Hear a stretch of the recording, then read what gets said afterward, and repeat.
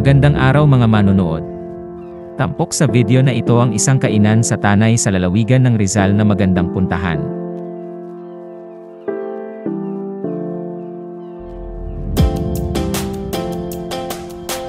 Ito ay ang Epic Resto.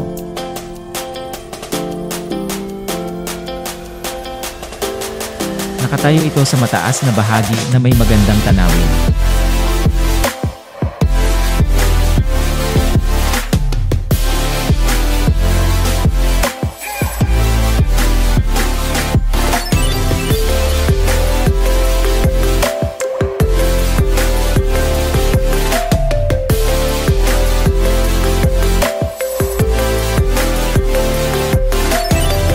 Bawat hapag nito ay nasa labas na may takip na parang kubol, nakasiya mula 6 hanggang 8 katao.